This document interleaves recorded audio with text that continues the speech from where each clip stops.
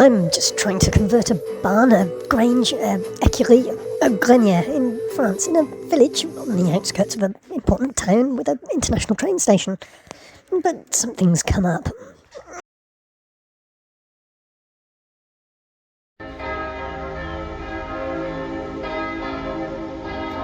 I've got neighbours, some of whom are very modern and some are very traditional. There are hunters with rifles amongst them, for goodness sake, who now have an excuse holding the wolves back and out of the trash. Ooh, foxes and cats and rats are one thing, but you don't want wolves roaming your village streets. There's an Aston Villa joke in there somewhere, but it's a trans issue, an LGBTQ issue. Whatever the Q is disguising itself as at any one moment in time. Epigenetics is likely to figure in this somewhere as well. There is what others nurture into you and what you nurture into yourself. And there is genetics that can go one way or the other with a bit of nurturing. But there is also the experience of the parents, their epigenetics, that can pass on. The same tags, the same triggers, but only temporarily and more malleable. It's a temporary evolutionary response to help you adapt to a prevalent climate or situation. But what is the prevalent climate of sex today in Europe? France is a different environment to England. France is much more rural than Britain.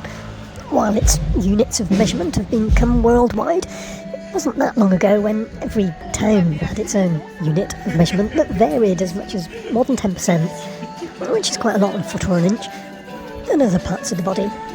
The French were more hardcore invaders of the land of the Americas, venturing west much earlier. They endured the hardships more readily as a norm, often selling themselves to the Red Indians just to survive. France's rural nature is partly why they're not so comfortable with the metrosexual idea, perhaps. The traditional values are more widespread amongst the population as a whole. Towns are quite small, and people are quickly known by reputation in towns. 100,000 people is a big town in France. A large number of French aren't interested in any language other than French, and the television programmes and the internet associated with them. That gives them their values, and things to compare their values against. Yes, rural French life is exactly like cottagecore, but the same generation living next to each other with the minds of your great-grandparents today, and your own more modern sensibility. I'm not criticising the French. I'll go on and tell a personal story. What are your earliest memories? People can't remember before they're 4 years old, apparently.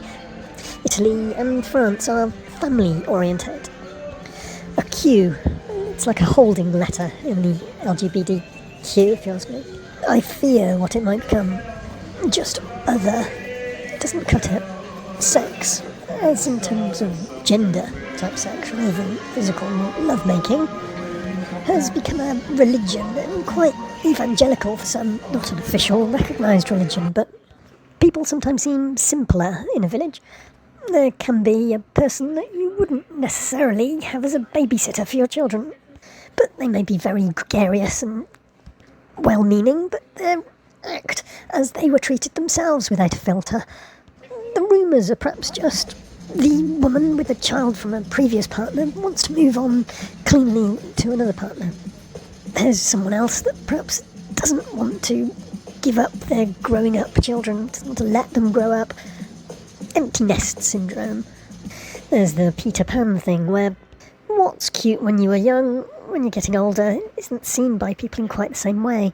I think sometimes those memories from before 4 years old manifest themselves as health issues. I have a small number of trans acquaintances at different stages that may or may not develop of transition, and they're happy at whatever stage works for them. The person that has gone the furthest is a very intelligent woman. They're all professional people that prioritise differently. She's won beauty queen pageants. She tends to go for younger men, quite a lot younger. They tend to be blonde. I think there's a prestige for her in these two things. and also that they're new to the whole trans experience. It's like she's looking for the virgin, which obviously, as a gay man, she might have done as well, but by having the full operation between the legs as well as the chest, it increases her chances dramatically with the younger men. Makes her somehow better at her goal. No, she doesn't, but what if these strategies are communicated by social media to children? She knows of people that have had surgery not been so great and wanted to change back again. Some surgeries can't be changed back. She wouldn't be able to have children now. Children influenced by social media, and perhaps as likely as not parents that perhaps don't want them to grow up or want them to grow up close to them. In France, the little Britain only gay in the village is perfectly commonplace, but I'd like to think that it wasn't your child still. Or a large percentage of the population do. Being a bit of a tomboy is still perfectly acceptable, but these are living people. The likes of Georges Sand, famous writers and other prominent dead people.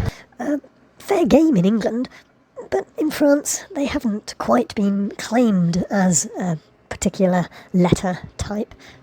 The dead or cartoon characters can't quite speak for themselves quite the same, so they can't be offended quite the same either, of course. Of course, there are sporty tomboys all across the Alps. Are LGBTQ trying to pigeonhole women with poor coordination as the only straight people? An absurdity trying to be humour.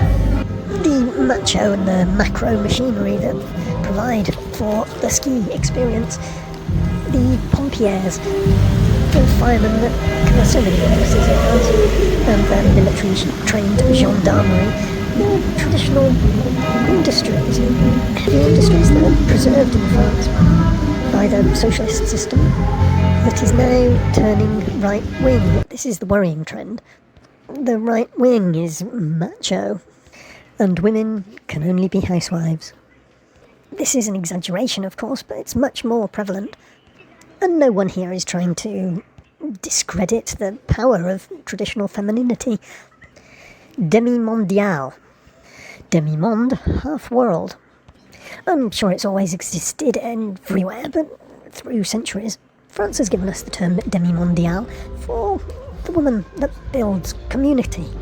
For a limited period, she's thrown off her impressionability, and she's using what she's unfortunately learnt to socially climb. The half-world is the mistress, really, of the man. It's a male term, unfortunately, and it is going out of fashion, thankfully. But the woman that has a series and consecutive string of lovers that may or may not know each other are particularly prevalent in the resorts of the Alps. They will have a dependable confidant that they perhaps live with all year round. They have to be slightly open-minded, but know what side their bread's buttered on. And then in the winter season, and for a decade or two of their lives, they work. There's also a woman who just keeps her options open, investigates to see which is the best. Payment in kind, even for presents, would be insulting and derogatory. But this same demi-mondial is definitely a young man as well as a young woman. There can often be a professionalism to every letter of the LGBTQ.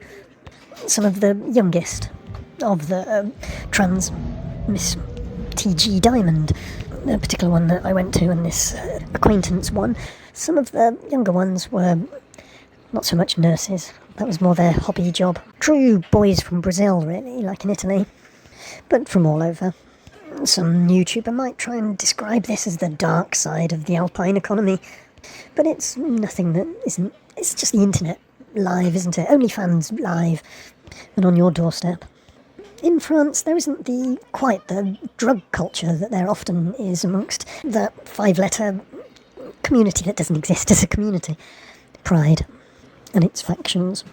Those drugs, often of the parents, adding in an epigenetic tag to the preferred development of the offspring.